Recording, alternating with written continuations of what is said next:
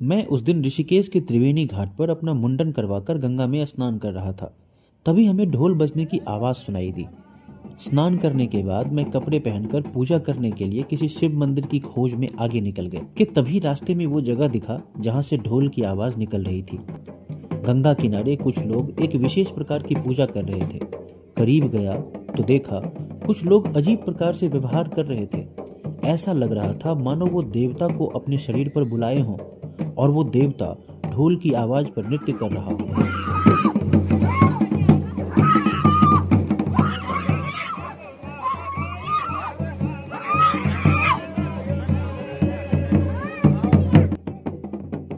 मैं बहुत देर तक उन्हें देखता रहा। मुझे इसके विषय में कुछ नहीं पता था कि ये किस प्रकार की पूजा है, क्यों की जाती है। मन में अनेकों सवाल उठ रहे थे, मगर मैं किसी से पूछ नहीं पाया क्योंकि मैं डर गया था। वो लोग बहुत अजीब प्रकार की हरकतें कर रहे थे जो मेरे लिए बिल्कुल नई थी।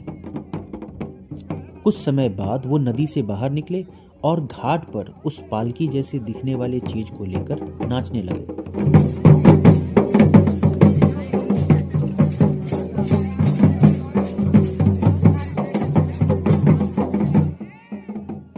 मैं कुछ देर तक वहां रहा और फिर वहां से निकल गया। तब से मेरे दिमाग में वो सैकड़ों बातें आने लगी जो मैंने बचपन में अपने गांव में सुना और देखा था।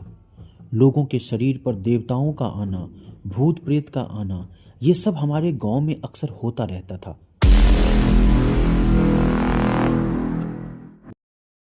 वो 1990 का दशक था, जब भारत के अधिकांश गांव में बिजली नहीं थी। रात का समय वहां अनेकों रहस्य को अपने भीतर समेटे रहता था। जंगल से गीदड़ जैसे जानवरों के चिल्लाने की आवाज और क्रिकेट जैसे कीड़े मकोड़ों का झाड़ियों से आवाज निकालना रात का अपना डरावना बैकग्राउंड म्यूजिक हुआ करता था। केवल चांदनी रात में ही रात सुंदर लगती थी। मेरे घर के बगल में एक लड़की रहती थी जिसका नाम था सुलोचना। ये नाम ही मेरे रोंगटे खड़े कर देते हैं। सुलोचना बहुत ही सौम्य स्वभाव की शांत लड़की थी। मैं उनके साथ कई बार अपने गांव के जंगल में जामुन तोड़ने जाता था, जो मुझे अब तक याद है। सुलोचना मेरी चचेरी बहन थी और उम्र में मेरे से बड़ी थी।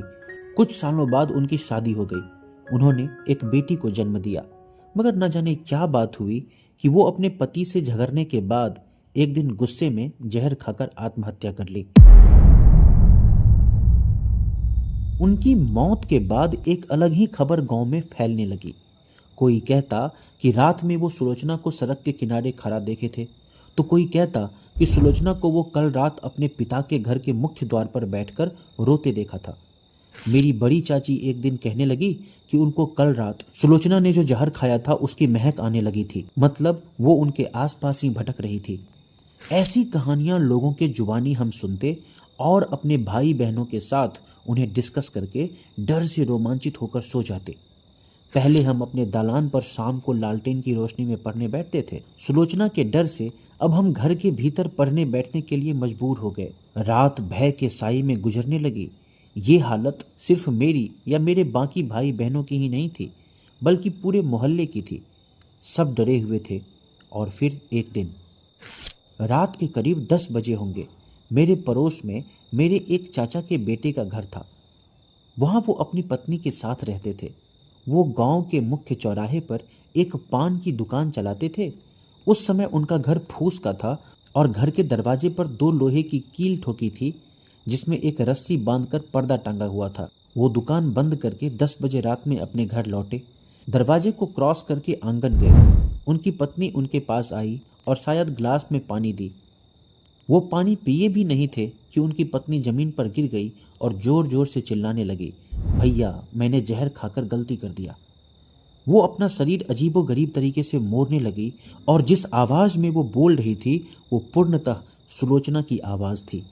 चारों तरफ से लोग उनके घर की ओर दौड़ पड़े। जो जो वहां पहुंचे वो उन सब का नाम ले लेकर रोती और बोलती कि जहर खाके उसने गलती कर दिया। जब लोगों ने उससे पूछा कि तुम अपने ससुराल से मायके कैसे आई, तो वो बोली कि उसके श्राद्ध कर्म में उसके पिता उसके ससुराल गए थे। वहां से वो साइकिल चलाकर अपने गांव वापस आए।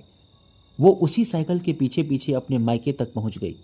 पिछली रात भी वो उस घर में प्रवेश करना चाहती थी, मगर दरवाजे पर लगी लोहे की कील के कारण वो अकेले अंदर नहीं घुस पा रही थी। फिर लोगों ने उससे कहा कि तुम इसका शरीर छोड़ दो, मगर वो ऐसा करने को तैयार नहीं थी। फिर उसे धमकाया गया। लोगों ने कहा कि अगर तुम उसका शरीर नहीं छोड़ती हो तो तुम्हें पीटा जाएगा। ऐसी कुछ और धमकियों को सुनने के बाद वो उसके शरीर को छोड़ दी।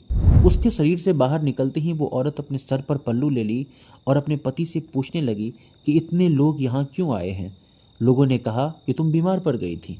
इसके कुछ महीनों बाद सुलोचना एक दिन अपने बड़े भाई के पत्नी के शरीर में आई और उसे हैंडपंप के पास ले जाकर नीचे गिरा दी।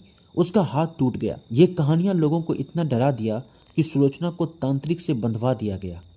समय के साथ गांव के तमाम पुराने पेड़ काट दिए गए, जंगलों को काटकर कंक्रीट के मकान खड़ा कर दिए गए।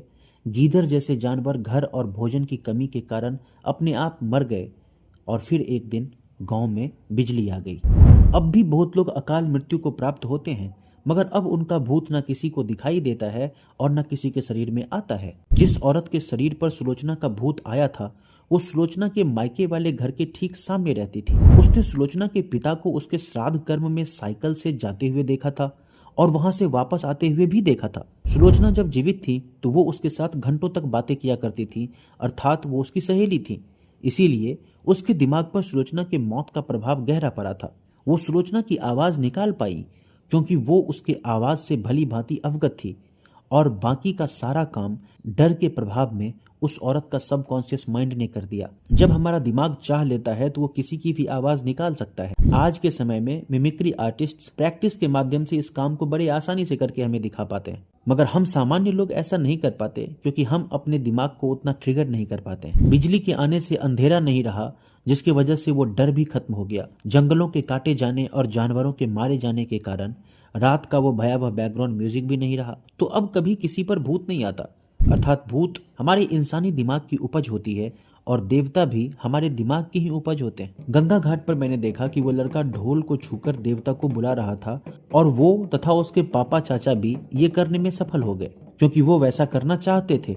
मगर कुछ देर बाद वही लड़का अपने छोटे भाई को वैसा ही करने के लिए कहा, परंतु वो वैसा नहीं कर पाया। उसके शरीर पर देवता नहीं आ पाए। जरा गौर करें तो आप समझ लोगे कि गांव में भूत के विचार को प्रेरित करने वाला माहौल जब खत्म हो गया तो भूत आना भी बंद हो गया। जो ढोल की आवाज पर खुद को देवता के अधीन मान लेते हैं वो देवता जैसी हरकत करने लगते हैं। जिनका दिमाग उसको नहीं मानता उस पर कितना भी ढोल बजा लो देवता नहीं आ पाते। देवताओं के विषय में जैसा वो आदमी बचपन से देखा और सुना रहता है वो वैसा ही व्यवहार करने लगता है। कभी आपने गौर किया है कि तेलुगु बोलने वाले लोगों को तेलुगु भूत आता है और अंग्रेजी बोलने वाले लोगों को अंग्रेजी भूत?